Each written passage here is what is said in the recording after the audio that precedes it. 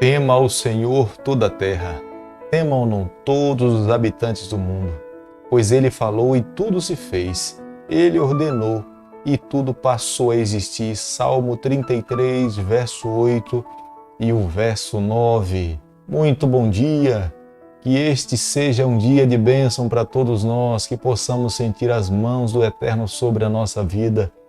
Que eu e você nessa manhã e no decorrer do dia nós possamos cumprir os propósitos de Deus para o nosso coração.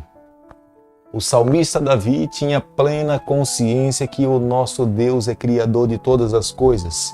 Está aqui um salmo, o Salmo 33, o verso 8 e o verso 9. Ele faz uma declaração que nós encontramos lá no livro de Gênesis. Tema ao Senhor toda a terra, temam-no todos os habitantes do mundo, pois ele falou e tudo se fez, ele ordenou e tudo passou a existir. Salmo 33, verso 8 e o verso 9. Davi era criacionista, tinha plena convicção que essa terra foi criada por Deus em 7 dias. E no 8º dia ele descansou, deixando assim um legado para cada um de nós, como sendo também a nossa responsabilidade. Quero convidar você a ter nas mãos a palavra de Deus, o livro de Êxodo, capítulo 17. Cada dia temos estudado um capítulo da palavra do Senhor e nessa manhã quero convidar você a ter nas mãos a palavra do Senhor no capítulo 17, o verso 1. Tendo partido toda a congregação dos filhos de Israel do deserto de Sim, fazendo suas paradas, segundo o mandamento do Senhor, acamparam-se em Refidim, e não havia ali água para o povo beber. Sobre a liderança de Deus, os israelitas fazem em mais uma parada em Refidim. Eles não sabiam que ali seriam provados, porque eles agora precisavam de água. Os suprimentos que eles tinham trazido do Egito já tinham acabado. E agora era necessário de fato buscar água, pão, para que pudesse suprir as suas necessidades e as necessidades dos animais que acompanhavam a eles. Mas nós não podemos nos esquecer de uma coisa, que muitas provações que nós passamos na vida, a providência de Deus. Ele quer saber como nós iremos reagir diante das dificuldades que nós iremos passar. Deus muitas vezes permite que nós passemos por lutas, tribulações, para ver as nossas ações diante do sofrimento, das lutas que nós passamos, a quem nós iremos recorrer, a quem nós iremos buscar. E quando nós olhamos aqui para a palavra de Deus, nós podemos ver que a nação de Israel, no momento de crise, no momento de dor, no momento que eles precisavam de água, eles começaram a murmurar dos seus líderes. E Moisés lembra a eles que, enquanto eles estavam criticando a liderança, eles não apenas criticavam os seus líderes, mas eles estavam ofendendo ao próprio Deus. Nunca se esqueça, o refúgio de todo líder é aos pés do seu Salvador. Durante 40 anos no deserto, Moisés aprendeu a viver uma vida dependente de Deus. No momento em que ele estava sendo pressionado, criticado, atacado pelos seus liderados, Moisés se volta para Deus e abre o seu coração. E é um consolo para nós nessa manhã. Toda vez que nós buscamos ao nosso Salvador, toda vez que nós recorremos a Ele em busca de auxílio, Ele sempre estará com os seus ouvidos e com as portas abertas para nos ouvir, para nos receber e para nos conceder uma resposta. E foi isso que Deus fez com Moisés. Mais uma vez, de uma forma sobrenatural, Deus se revela ao seu povo. Eles precisavam de água e Deus queria educá-los.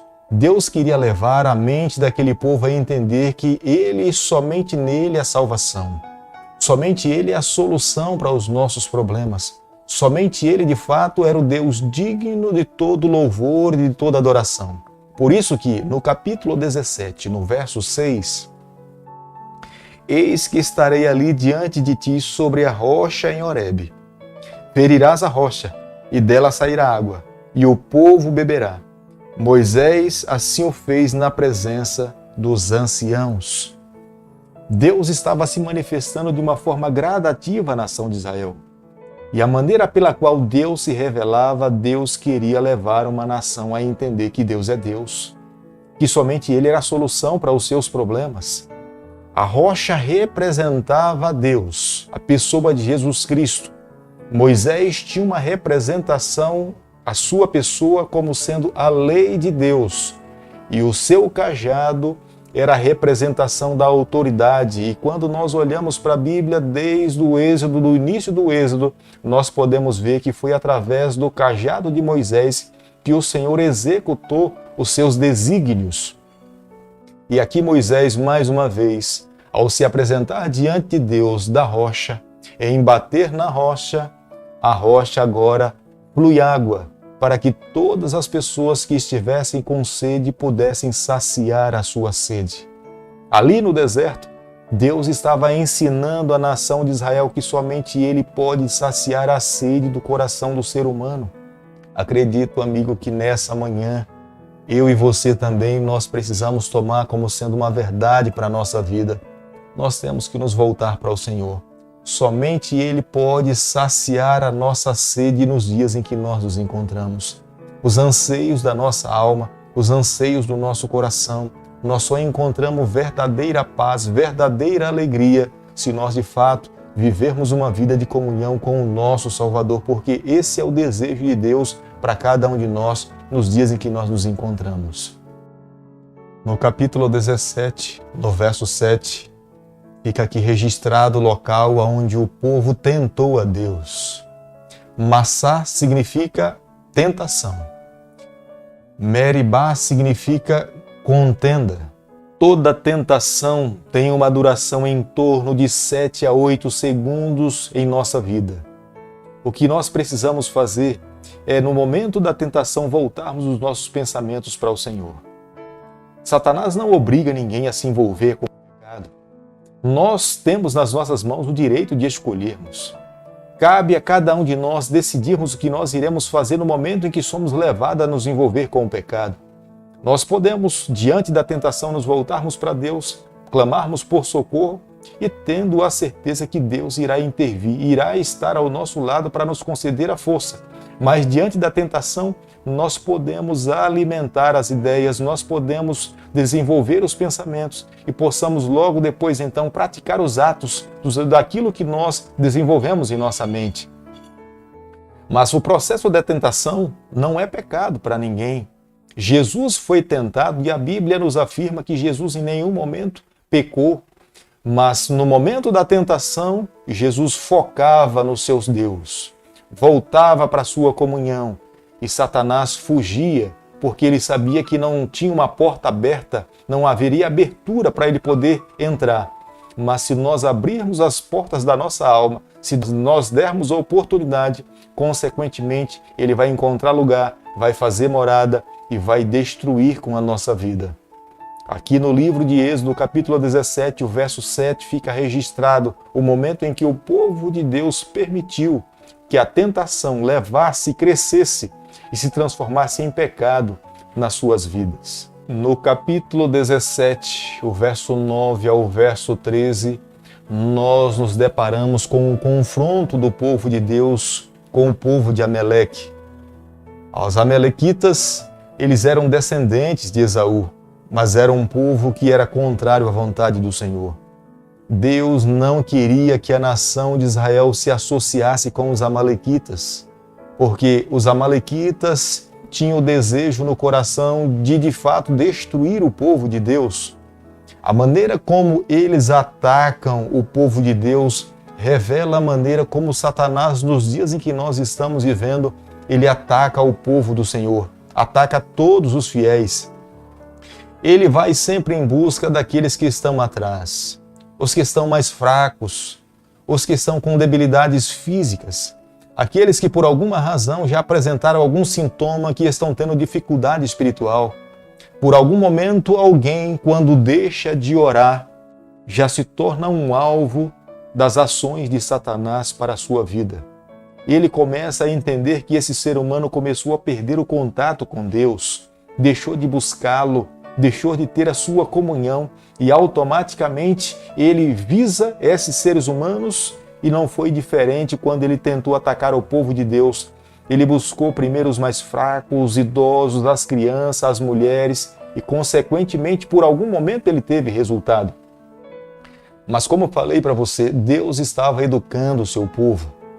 Moisés, nesse momento da batalha, apresenta o nome de Josué, que foi o líder que esteve à frente, liderando o povo de Deus. Mas enquanto Moisés, que estava em cima do monte, levantava e mantinha suas mãos de uma forma intercessora, buscando a Deus e clamando a Deus, o povo de Deus prevalecia. Mas quando Moisés baixava as suas mãos, o povo dos amalequitas venciam e estavam alcançando a vitória na batalha. Por isso que foi necessário colocar duas pessoas segurando as mãos, Arão e Hur, segurando as mãos de Moisés. E enquanto as mãos de Moisés estavam levantadas, o povo de Deus prevaleceu. Creia, amigo, é por isso que Jesus Cristo, enquanto esteve aqui nessa terra, ele teve uma vida de oração.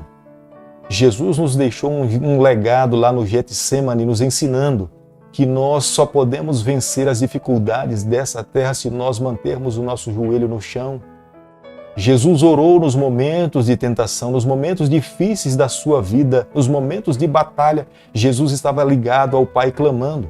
Jesus adverte até os seus próprios discípulos: porque vocês não conseguem permanecer orando comigo um pouco? Porque enquanto Jesus orava, os discípulos dormiam. Eu creio que nos dias em que nós estamos vivendo, nós precisamos atentar para essas verdades. Nós não podemos dormir enquanto Satanás está atento, sabendo que pouco tempo lhe resta. O que nós podemos fazer, e a única maneira pela qual nós podemos alcançar a vitória, é conectado com a pessoa do nosso Salvador Jesus.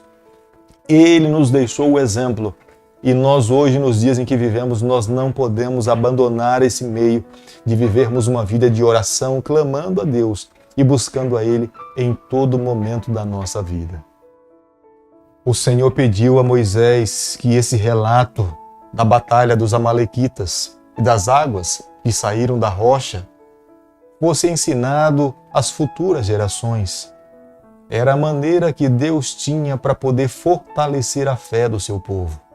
E hoje nós entendemos, não pode ser diferente. E é através da palavra de Deus que nós somos fortalecidos. E através dos testemunhos dos nossos antepassados que nós a cada dia crescemos espiritualmente. O capítulo 17 termina nos apresentando que o povo de Israel se voltou para Deus, lhe chamando de uma forma muito peculiar. Jeová Nissi, que significa Deus é a nossa bandeira. A nação de Israel estava colocando a coroa na cabeça de fato de quem devia, que era Deus. Porque não foi Moisés que venceu a batalha, não foi Josué que venceu a batalha foi vencida pelo Senhor. A batalha precisa hoje também, nos dias em que nós nos encontramos, nós precisamos colocar a coroa na cabeça de quem merece. Se nós quisermos alcançar a vitória, nós precisamos permitir que Deus lute as nossas batalhas. Nós precisamos colocar nas suas mãos. E a única forma que nós podemos fazer isso é quando nós nos colocamos, nos debruçamos de joelhos diante daquele de fato que tem poder para resolver todos os nossos problemas, que é o nosso Salvador, que é o Jeová Nissi. Ele é a nossa bandeira. Amigo, nessa manhã, ao concluirmos aqui o capítulo 17, eu peço a Deus que cada um de nós, no decorrer desse dia e da nossa vida, nós possamos voltar a nossa vida para o Senhor e confiarmos e crermos nos méritos de Jesus Cristo, crendo que somente através dele nós iremos alcançar a vitória. Querido Pai, nessa manhã, nós mais uma vez fechamos os nossos olhos para falar contigo. Nos toma nas tuas mãos, perdoa os nossos pecados, nos ajude a cada dia a vivermos de acordo com a sua palavra. É o nosso pedido e a nossa oração, e nós fazemos em nome de Jesus. Que o Senhor te abençoe e te guarde, que Ele faça resplandecer o seu rosto sobre você, que Ele tenha misericórdia de você, e sobre você nessa manhã Ele levante o seu rosto e conceda a sua paz em nome de Jesus.